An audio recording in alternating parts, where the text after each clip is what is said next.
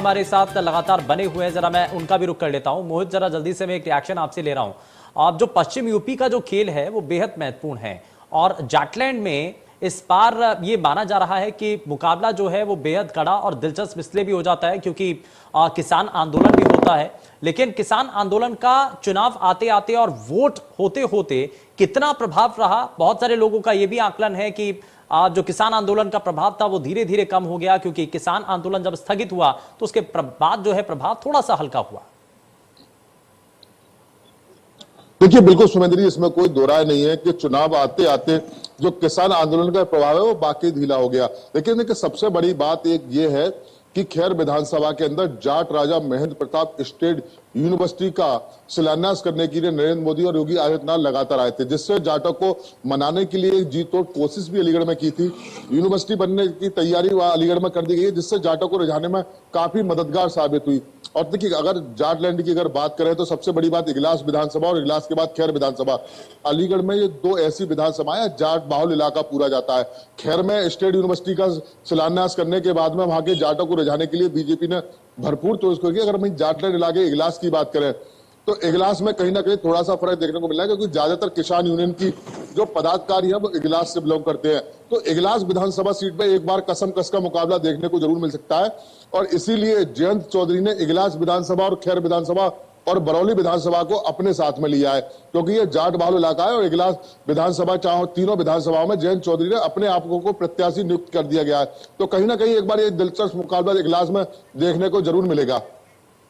और लेकिन देखा, बाकी अगर विधानसभा की अगर हम बात करते हैं तो अतरौली में जैसे कल्याण सिंह का अतरौली को गढ़ कहा जाता है, वहां पे वीरेश यादव भी एक बार कसमकस टक्कर को देखने को मिल रही है।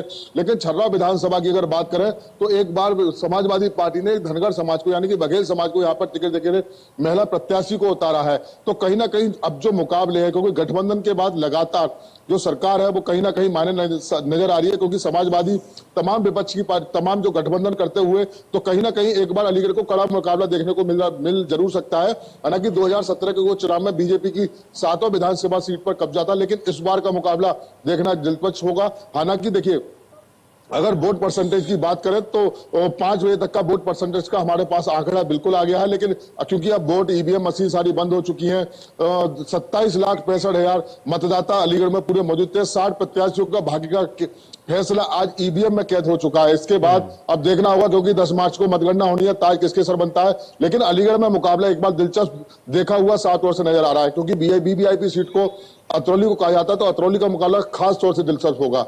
जी बिल्कुल, जाहिर तौर पर यह बेहद महत्वपूर्ण होगा और इस बार का चुनाव इसलिए भी बहुत हद तक दिलचस्प नजर आ रहा है कि इस बार गठबंधन में, क्योंकि समाजवादी पार्टी और आरएलडी एक साथ गठबंधन में नजर आती है, उनके साथ अन्य राजनीतिक दल भी नजर आते हैं, चाहे वो ओपी राजभर की एसपी हो और तमाम दूसरे राजनीतिक दल। लेकिन ये मुकाबला आज भी मुख्य तौर पर, क्योंकि पश्चिमी यूपी की लड़ाई जहां से शुरू होती है और वोटिंग इसलिए पहले चरण के दौर में पश्चिमी यूपी को साधा जाता है और इसीलिए यहां पर वोटिंग को लेकर के बड़े सवाल भी उठ रहे हैं। लेकिन धर्मेंद्र, मैं जरा जल्दी से एक रिएक्शन इस पर आपसे लेना चाह रहा हूं कि अभी भी जब 5 बजे तक के जो आंकड़े नजर आ रहे हैं, उन आंकड़ों के मुताबिक हम आने वाले समय की परिस्थितियों को देख करके एक अनुमान लगा रहे हैं। लेकिन पिछले 2017 के चुनावों को अगर हम देखें, 2017 में जो भारतीय जनता पार्टी को अप्रत्याशित जीत इस पूरे पश्चिमी यूपी के हिस्से में मिली थी, वो जो वर्चस्व है, वो वर्चस्व, वो दबदबा किसान आंदोलन की वजह से बहुत हद तक क्या प्रभावित हुआ है और चुनाव आते आते वो परिस्थितियां बदली हैं क्या? बिल्कुल, देखिए, जिस तरह से 2017 में मुजफ्फरनगर में 6 की 6 विधानसभा सीटों में बीजेपी का परचम लहराया था।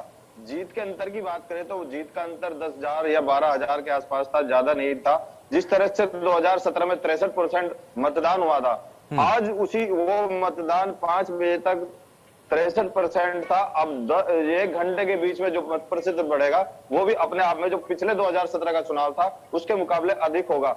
बात की जाए किसान आंदोलन की, ठीक है, किसान आंदोलन मोदी जी ने खत्म करा दिया माफी मांगकर, लेकिन जो 30 किसानों के अंदर थी, ग्रामीण परिवेश में थे, वो 30 खत्म होती ग्रामीण परिवेश में किसान परिवार से नजर नहीं आ रही है।